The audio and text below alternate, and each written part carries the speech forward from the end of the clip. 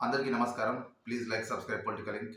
మనకు కొంత గ్యాప్ వచ్చింది. ఈ వీడియోస్ గూడా మళ్ళీ కొంచెం వీడియోస్ రెగ్యులర్‌గా వస్తాయి. దయచేసి సబ్స్క్రైబ్ చేసుకోండి, లైక్ చేయండి, షేర్ చేయండి. నిన్న మనం ఎలక్షన్ రిజల్ట్ చూసినట్టయితే ఇండీ బ్లాక్ మరియు ఎన్‌డీఏ కూటమికి చాలా హోరాహోరీ పోటీ నడిసిందని చెప్పుకోవచ్చు. ఇద్దరి మధ్యలో గూడా తేడా ఒక 50, 60 సీట్స్ ఉంటాయి. కానీ నిజంగా గూడా కర్ణుడి చావుకు 100 కారణాలన్నట్టు ఎన్‌డీఏ కూటమి ముఖ్యంగా చాలా చోట్ల చాలా భారీగా సీట్లు కోల్పోయింది. ముఖ్యంగా మహారాష్ట్ర, ఉత్తరప్రదేశ్. ఉత్తరప్రదేశ్‌లో అయితే 40 పైకి సీట్లు కోల్పోవాల్సొచ్చింది.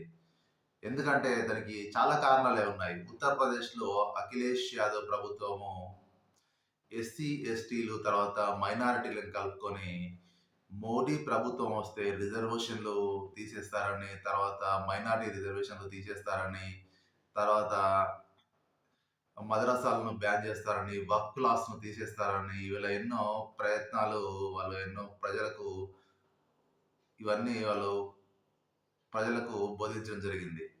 అదొక ముఖ్య కారణం ఏంటంటే, ఇది గూడా ప్రజలు గూడా ఏందంటే, అమ్మో! వస్తే రిజర్వేషన్‌లు పోతాయి, అక్కడ పోతాయి అని చెప్పేసి మహారాష్ట్రలో గూడా దళితులు ఎక్కువగా ఉండే ప్రాంతం అది. కాబట్టి ఇంకొకటేంటంటే అక్కడ యోగి సమర్థవంతమైన పాలన నడుస్తున్నప్పటికి గూడా ఈ కారణాల చేత యూపీలో మరియు మహారాష్ట్రలో చాలా సీట్లు కోల్పోవాల్సొచ్చింది. ఇంకొకటి గూడా ఏంటంటే, ఇప్పుడు 2 టర్మ్స్ గూడా బీజేపీ ప్రభుత్వం కంప్లీట్ అవుతున్నాయి. సహజంగా వ్యతిరేకత గూడా సహజంగా వస్తుంది. ఎంత మంచి చేసినా సహజంగా వ్యతిరేకత తోడు కోవిడ్‌లో గూడా ప్రజలు అనుభవించిన కష్టాలు వెరసి ఎన్‌డీఏ కూటమి పతనానికి కారణమైపోయింది. ఏది ఏమైనప్పుడు గూడా ఎన్‌డీఏ కూటమి అంటే ప్రభుత్వాన్ని ఏర్పాటు చేసే దిశగా వెళ్తుంది. వాళ్ళకు స్పష్టమైన మెజారిటీ ఉంది ఎన్‌డీఏ కూటమికి.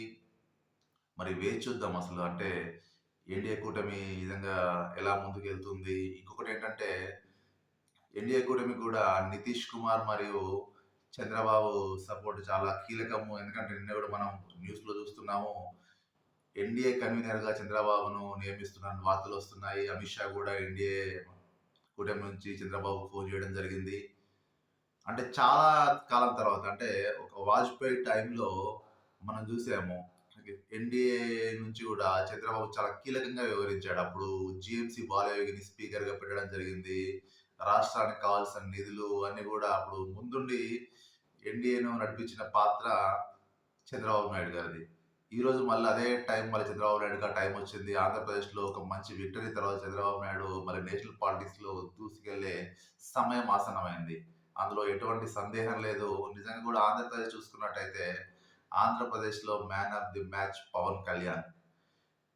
ఎందుకంటే పవన్ కళ్యాణ్ కూటమి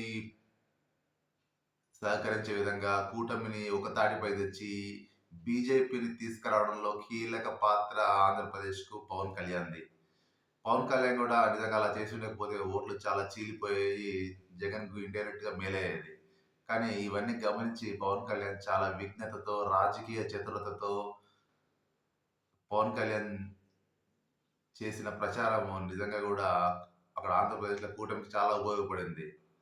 మరి వేచి చూద్దాం నిజంగా ఆంధ్రప్రదేశ్‌లో గూడా ఎలాంటి గవర్నమెంట్ ఫార్మ్ అవుతుందో తదుపరి ముఖ్యమంత్రి చంద్రబాబు నాయుడులో ఎటువంటి సందేహం లేదు. వేచి చూద్దాం మరి నిజంగా కూడా ఈ ఎగ్జిట్ పోల్ ఫలితాలన్నీ కూడా అంచనా చేస్తూ నిన్న మనకు ఫలితాలు రావడం జరిగింది. ఏదేమన్నా మోడీ మూడోసారి గ్యారంటీ ప్రధాని పీఠం చేపట్టబోతున్నారు. అందులో ఎటువంటి సందేహం లేదు. కానీ కూటమికొచ్చిన ఫలితాలే కొంతవరకు ఆశ్చర్యానికి గురి చేశాయి.